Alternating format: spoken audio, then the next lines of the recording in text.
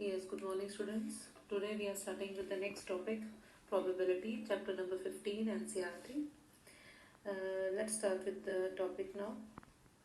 Yes, in everyday life, when we are not sure about happening of an event, then we use the word probably, chance, likely, etc. in many statements, such as it will probably rain today, or chances are high that India will win the cricket series, or most likely he will reach in time. In all the above statements, there is uncertainty about the occurrence of the event. Means we are not sure whether this will happen or not. Probability is that branch of mathematics that deals with the measurement of all the possibilities of happening of an event numerically. मतलब क्या हुआ कि probability हमें क्या समझाएगी कि किसी भी event के होने ना होने के बारे में हम मैथमेटिकली कैसे सॉल्व कर सकते हैं. Let's start with the formula for this. Formula समझने के लिए I am taking one example. Let's take the example of a coin. Coin के दो फेसेस होते हैं, one is head and one is tail. Suppose I toss a coin and if I ask कि कितने chance हैं कि head आ जाए, आप कहेंगे 50%. ये कोई बोलेगा 1/2, टेल अगेन हाफ. तो अगर मैं इस एग्जाम्पल को देखूं, 1/2 को अगर ध्यान से देखें तो जो डिनोमिनेटर है 2, ये क्या बता रहा है? टोटल नंबर ऑफ फेसेस और the total number of outcomes. मतलब हमारे पास क्या क्या आउटकम्स आ सकते हैं. और अगर अब मैं न्यूमरेटर को देखूं, वो क्या बता रहा है? 1/2 मतलब जो कि number of outcomes in favour of the head आने के कितने फेवरेबल इवेंट्स क्या है? 1/2 बोला तो 1 कौन है कि हेड आ जाए. तो फेवर में जो मेरी फेवर में हुआ, that is the number of outcomes in favour of the event upon total number of outcomes. एक और एग्जाम्पल देखें. हम सब डाइस लूडो खेलते हैं, आजकल तो ज़्यादा खेल रहे होंगे. अगर हम डाइस को लें, कितने फेसेस होते हैं डाइस में?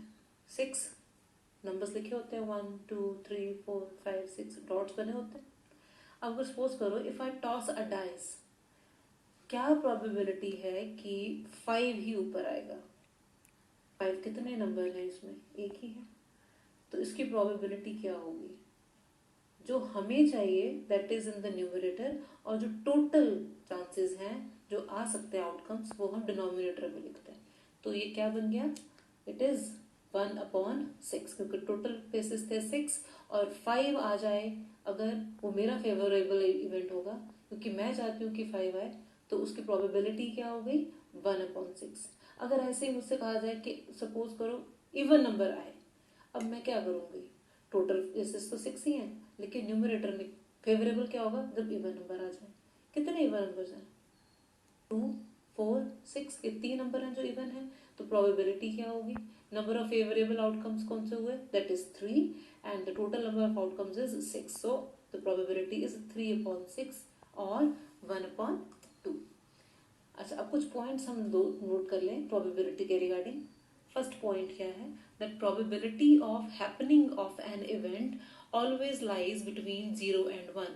मतलब क्या हुआ कि प्रोबेबिलिटी 0 से कम नहीं हो सकती, नेगेटिव नहीं हो सकती, कह सकते हैं हम, और 1 से ज़्यादा नहीं हो सकती.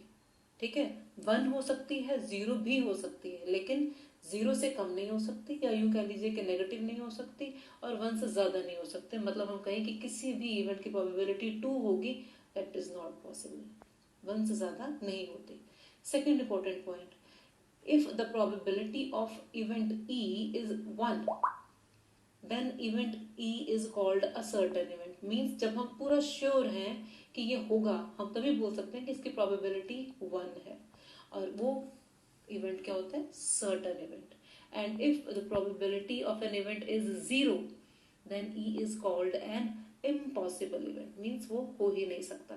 जैसे अगर मैं ये कहूँ कि फरवरी में 31 डेज हो, इसकी क्या प्रोबेबिलिटी है? आप बोलोगे 0. यस, क्योंकि ये हो ही नहीं सकता. That's why impossible event. अब अगर ऐसे एग्जाम्पल लें, आज क्या डे है? आज वेडनेसडे है, तो कल थर्सडे होगा, इसकी क्या प्रोबेबिलिटी है? हमें मालूम है कि वेडनेसडे के बाद थर्सडे ही आता है, तो आप बोलेंगे प्रोबेबिलिटी इसकी क्या है? 1. तो this is a certain event, जिसे हम क्या कहते हैं? श्योर इवेंट भी कहते हैं, जिसमें हम खुद ही श्योर है कि हाँ ये ही होगा. that is the probability is 1, and where we are sure that it is not possible, we say that the probability of that event is 0. And one more important thing, that is the sum of all the probabilities is 1. याद रखना हमें कि जितने भी probabilities हम निकालेंगे अगर हम उन्हें ऐड करें तो उनका सम हमेशा 1 आएगा. ठीक है, चलिए अब हम कुछ क्वेश्चन सॉल्व करते हैं. Before I give you the assignment, let's try some questions. Your question is 3 coins are tossed simultaneously 100 times with following different outcomes.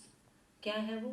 Number of head, no head, sorry, no head is 14, and for 2 heads how many times? 36 times.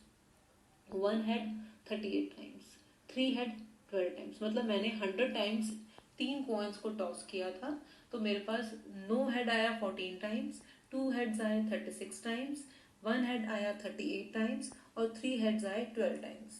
Now what is the probability of getting, first part है बेटा 3 heads. 3 heads आने की probability क्या है? 3 heads आएंगे तो वो मेरा favorable event होगा. और अगर मैं फार्मूला को फिर से अगर याद करूं तो probability of any event is what, इस वक्त हमारा event क्या है? 3 heads आ जाए. 3 heads आ जाएंगे तो वो favorable होगा मेरे. तो इसका मतलब मेरी probability क्या होगी? 3 heads is 12 times and total outcomes कितने हैं हमारे पास? 100. So the probability of getting 3 heads is 12 upon 100. Next है at least one head. at least one head का मतलब क्या होगा कि एक बार तो हेड आ जाए. अब 3 कॉइन्स है तो मैक्सिमम कितनी बार आ सकता है? 3 बार ही आ सकता है, मतलब तीनों ही कॉइन्स पर हेड आ जाए, यही हो सकता है. तो जहां पर वर्ड आ जाए at least one head तो हम क्या करते हैं? 1 head, 2 head एंड 3 heads तीनों आ सकते हो, वो हम मैक्सिमम तक लेके जा सकते हैं. तो आपके पास क्या आ जाएगा? 1 head कितनी बार आया? 38 times, 2 head 36 times, 3 heads 12 times. तो अब हमारी प्रोबेबिलिटी क्या हो जाएगी? 38 plus 36 plus 12 upon total number of outcomes that is 100. अब अगर इन तीनों को ऐड करें तो कितना आता है हमारे पास? 86. So 86 upon 100 or 43 upon 15, the standard form is the probability of getting at least one head. Next है probability of getting at most 2 head. At most का मतलब क्या हुआ? At most means maximum 2 head आए, 2 से ज़्यादा नहीं. तो जब हमारे पास at most आता है तो हम कौन से केसेस डिस्कस करते हैं? नंबर 1, एक भी नहीं, बिल्कुल ही नहीं, कोई भी हेड नहीं मतलब. और फिर नेक्स्ट होगा 1 head and next is 2 head. So when we are getting the word at most, it means 0 times, 1 time and 2 times. We will take all these. So no head is coming 14 times, 1 head is coming 38 times and 2 head is coming 36 times. So the probability is 14 plus 38 plus 36 upon whole upon 100, that is 88 upon 100, or you can say 22 upon 25. The last part is probability of getting a no head. Yes, no head is coming for 14 times, so probability is 14 upon 100 or 7 upon 50.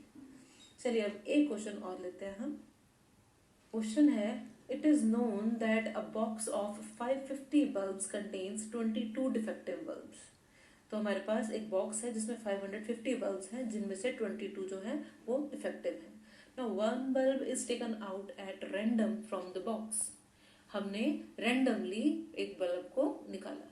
Find the probability of getting a defective bulb, that is the first part, and a good bulb, that is the second part. Let's see the first part. Total number of bulbs we know is 550. Defective bulbs are how much?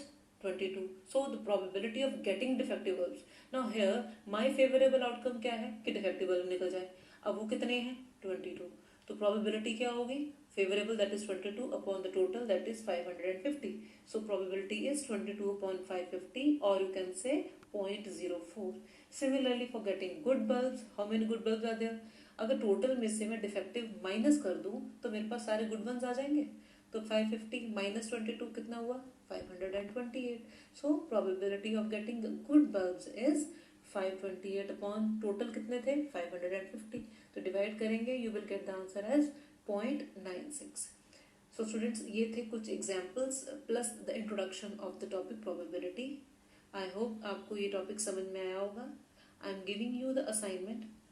Go through the questions, see the assignments, solve it thoroughly, and feel free to ask your doubts. Right, I will be giving you the time slot for asking the doubts.